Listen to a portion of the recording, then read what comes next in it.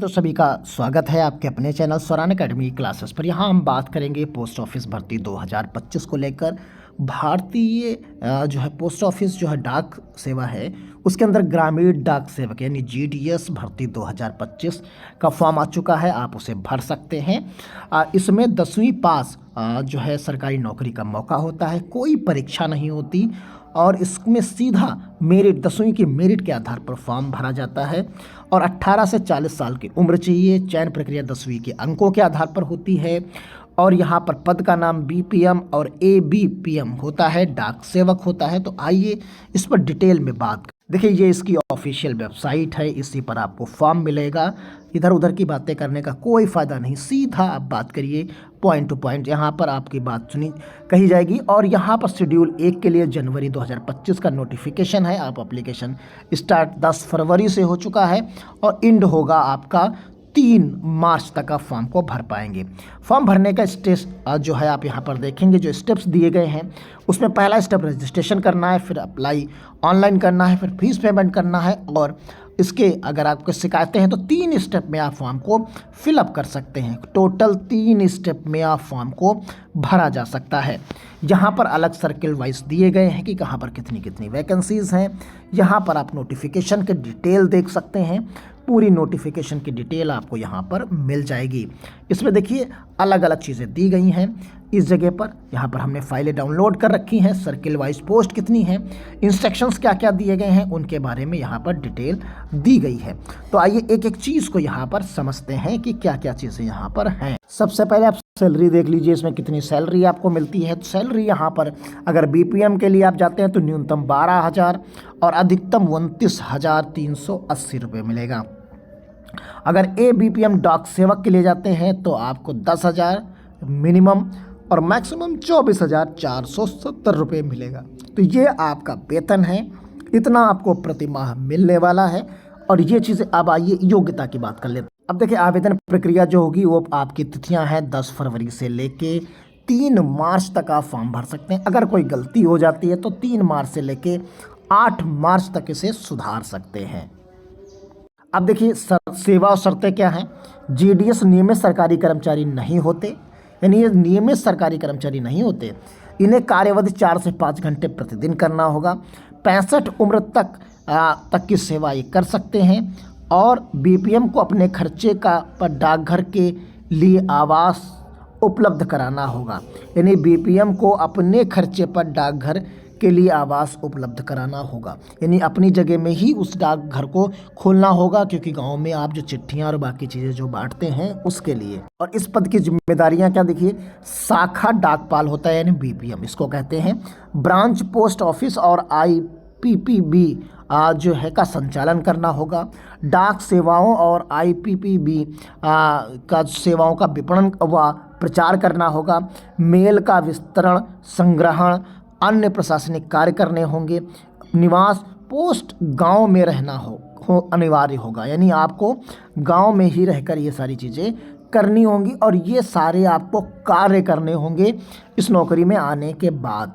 Clear, यहाँ पर ये सारी चीज़ें आप समझ लीजिए। अगर आप एबीपीएम बनते हैं तो टिकट, स्टेशनरी की बिक्री, मेल वितरण और आईपीपीबी लेन देन, बीपीएम की सहायता, विपणन और संग्रह, ग्राहक सेवा केंद्रों के काम, निवास कहाँ रहेगा, आपकी कार्यक्षेत्र क्या रहेगा, संबंधित पोस्ट ऑफिस के वितरण क्षेत्र में आपको रहना होगा। डाक सेवक की बात करते हैं तो टिकट बिक्री, मेल वितरण और आईपीपीबी में लेन देन, रेलवे मेल सेवा आरएमएस में काम कर सकते हैं। पोस्ट मास्टर आईपीओ और एएसपीओ के निर्देशानुसार कार्य करेंगे।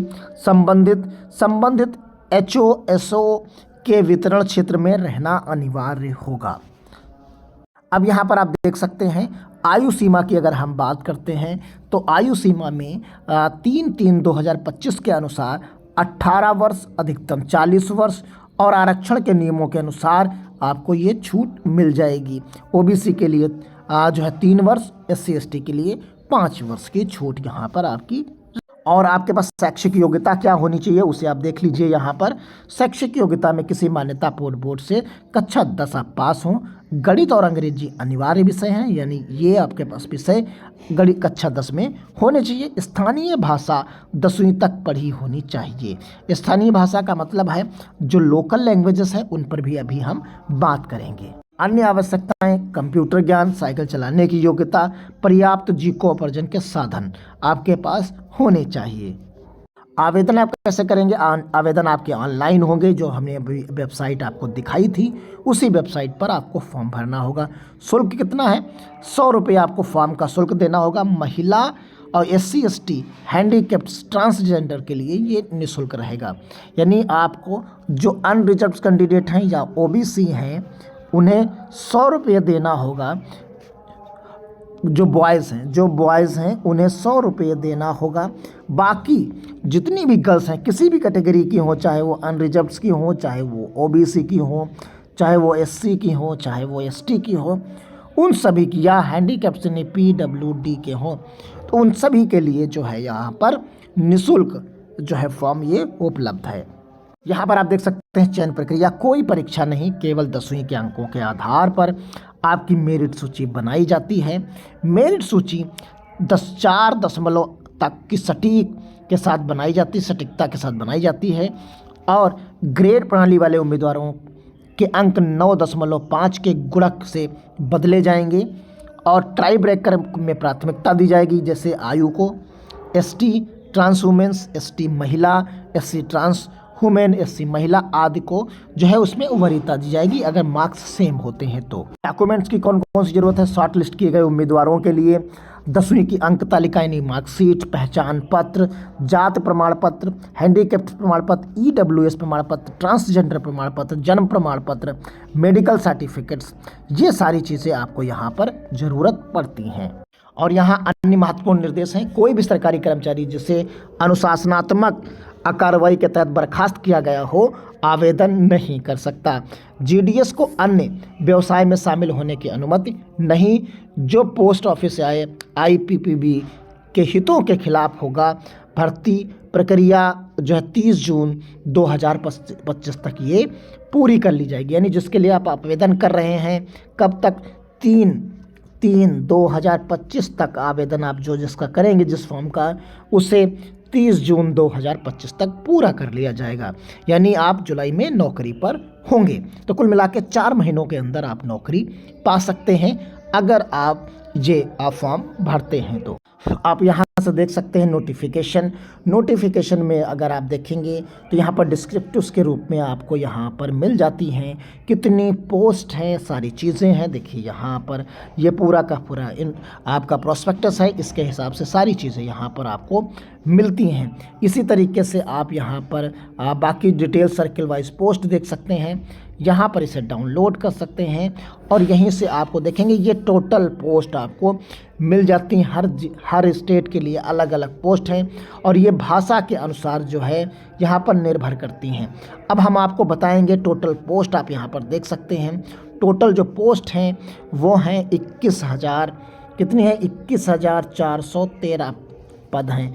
अब हिंदी भाषा के लिए कितनी पोस्ट हैं इसमें, उस पर बात कर लेते हैं। देखिए अगर आपके पास कक्षा 10 में जो है हिंदी है, क्या है? अगर कक्षा 10 में आपके पास हिंदी है तो आप किन किन राज्यों में फॉर्म को भर सकते हैं उसे आप देखिए। बिहार में 783 पद, छत्तीसगढ़ में 638 पद, दिल्ली में 30, हरियाणा में जो है आपके 82, हिमाचल प्रदेश में 331, जम्मू कश्मीर में 255, झारखंड में 822, मध्य प्रदेश में 1,314, उत्तर प्रदेश में 3,004, उत्तराखंड में 568। यानी कुल हिंदी भाषा के कुल पद जो आपको यहाँ पर मिल रहे हैं वो पद मिल रहे हैं 8,827 पद यहाँ पर। अगर आपके पास हिंदी जो है कक्षा 10 में है तो आप इन प्रदेशों में फॉर्म भर सकते हैं और वो फॉर्म के लिए जो टोटल वैकेंसी है 21,000 में से जो 21,000 के आसपास जो वैकेंसी है उस पूरी वैकेंसी में आप जो है यहाँ पर 8,000 उसमें से आपको मिल जाती है। तो कुल मिलाकर ये एक बेहतरीन फॉर्म आपके लिए रहेगा। अगर आप फॉर्म भरना चाहते हैं तो इस पर्टिकुलर वेबसाइट पर जाकर फॉर्म भर सकते हैं। अगर कक्षा 10 पास हो गए हैं, अगर अभी परीक्षा नहीं दिए हैं, आपका रिजल्ट आपके पास नहीं है, तो आप फॉर्म को नहीं भर सकते। कुल मिलाकर फॉर्म है, आप भर सकते हैं 3 मार्च तक। धन्यवाद। जय हिंद, जय भारत।